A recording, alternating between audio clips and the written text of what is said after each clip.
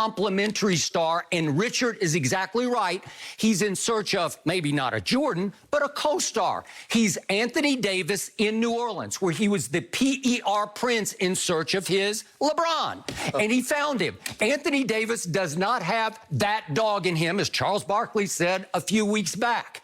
Anthony Davis is a complimentary, a Robin to Batman. He's a supremely talented Robin, but you watch, now that the playoffs are starting for the Lakers and the spotlight is getting really bright and hot, let's see how Anthony does under that spotlight. This ain't Portland anymore. Is that the same Charles Barkley that predicted Portland was going to win? Okay, all right. But again, so you nitpicking what he said. You said he said Anthony Davis ain't not that dog, but you didn't mention he was absolutely wrong. Charles is much better on critiquing players and like social issues that we're about to talk about in a few minutes on this show than he is predicting games. Can I ask you? He is foolish when he predicts games. Can I ask you a question? So was Kevin Durant, when his leaving OKC, going to Golden State, was he Pippen? Going to Golden State? Yes, when Kevin Durant left. I told you why he left. It doesn't matter, Skip. Yes, it does. What are you talking about? There you go again. You're moving the goalpost. Skip. I dug in up front on that in 2012. I said on television, on ESPN, Kevin Durant is going to leave Russell Westbrook because he can't stand playing with a primary ball-handling decision-maker who gets to decide every time up the court, my turn or your turn. I think it's my turn, and I got the ball in my hands. And we're seeing it right now with James. Can James win with Russ? It's hard. Skip, we got here because Jay Williams said LeBron James was Scottie Pippen for going to link up with D-Wade, and now you changed it again. Oh, no, you changed the subject because you asked a bizarre question that was off subject. Now we get to Jay Williams. And he says, LeBron was a Pippen with D-Wade once. Well, no, he wasn't. And there we agree. Okay, it's just wrong-headed. I don't know what Jay is trying to say because, no, he wasn't. What had LeBron just done? Well, he'd won back-to-back MVPs. Did Scottie Pippen ever win an MVP? No, he didn't. That 1 year without Jordan when I think he finished third, I believe. Okay. And he was the All-Star Game MVP. He was an All-Star Game MVP. But at that point, LeBron had been a 6-time All-Star and twice won All-Star Game MVP. Right. He is Jordan-esque in his talent. Right. I don't think he has anywhere near Jordan's intangibles. That's highly debatable, but the point was he tried in Cleveland to do it by himself, and he ran into my Spurs in the 07 finals, and it's like, I'm the best player on the floor, but I got swept. And he was. He's the most talented player on the floor, and it's really by far that he was the most talented player.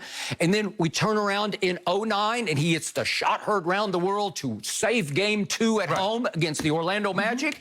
And then it starts to get rocky again, and he loses that series in 6 games. Flamed out. And then the next year, Boston became his last year, the first go-around in Cleveland. And you know what happened. It flamed out. He played one of the all-time great games on a Friday night at Boston in Game 3, and they're up 2-1, and they go, loss, loss, loss. You see what you do, though, Skip? When LeBron James loses, he averaged 36 in that series. Hold on, Skip, let me finish. When LeBron James loses, he always flames out. Michael Jordan loses, all you do is say, look at the numbers that he put up. You cannot have it both ways. Time out.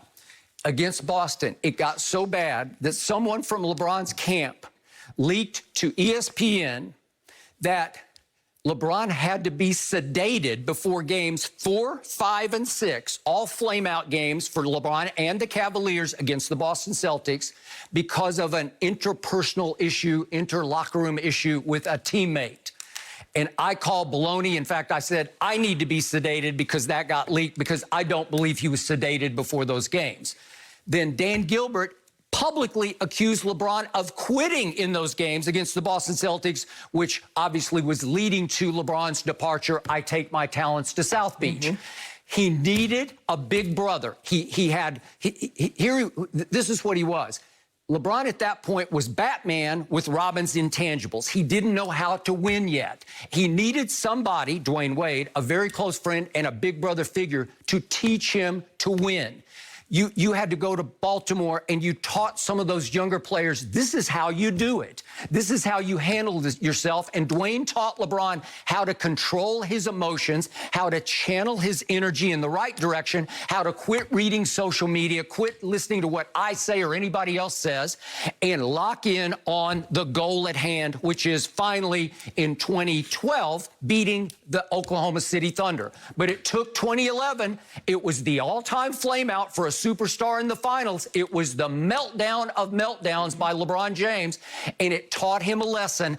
I need to learn how to do this, and Dwayne helped him immensely, and everybody believes that. But nobody believes that he went there as Scottie Pippen. Everybody saw him but that's as what Jay Williams said. Okay, well, that started it. So it was so wrong-headed by Jay Williams, in my opinion. Why would LeBron even respond to it? Why would you honor it? Why would you validate it? Why would you fuel the controversy? The same reason when they asked Michael Jordan, could LeVar Ball beat him one-on-one in his prime? The exact same reason Michael Jordan responded. Because at some point in time, I'm just not going to let you keep spewing bull jive. Huh, interesting. Well, what does it really matter in the throes of the playoffs? We're about to, they're starting tonight. Are they playing that? Well, they weren't playing. He Skip, you make it seem like he was in the middle of a timeout. And Frank Vogel was drawing up a play, and he tweeted that response. What happened to 0 dark 30? He said it wasn't that. Didn't he say that? Well, I thought that was because of social, racial justice issues that he could follow those on social media. That's not what he said, Skip. That's not what he said. Skip, he made it abundantly clear that he was not going to be that because it was a different situation.